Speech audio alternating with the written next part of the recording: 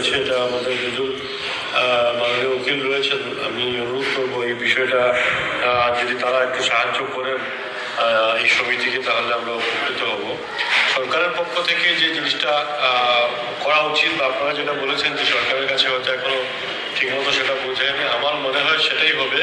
কারণ আমাদের মাননীয় মুখ্যমন্ত্রী খুবই সক্রিয় এইসব ব্যাপারে, যেগুলো পাবলিক রিলেটেড জিনিস উনি খুব তাড়াতাড়ি সেগুলোতে রেসপন্স করেন।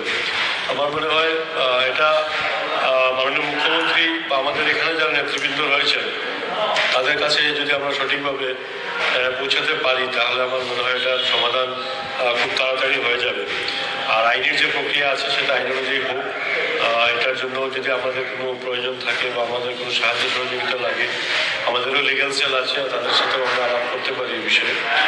এটা আজকের সবাই আমি আপনাদেরকে আশ্বস্ত করতে পারি। যদি আইনের দিক থেকেও কোনো পরামর্শ নিতে লাগে, তাহলে আমরা আমাদের যে লিগ্যাল সেল আছে তাদের সাথে আপনাদের এটা মিটিং ফিক্স করে দিতে পারি।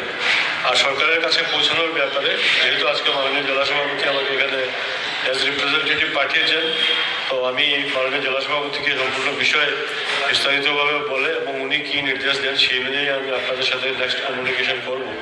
আমার আশা আপনাদের এই দাবি খুব তাড়াতাড়ি সরকারের কাছে পৌঁছাবে এবং সরকার সে ব্যাপারে সদর্থক পদক্ষেপ নেবে। এটুকু বলে আমার বক্তব্য শেষ করতে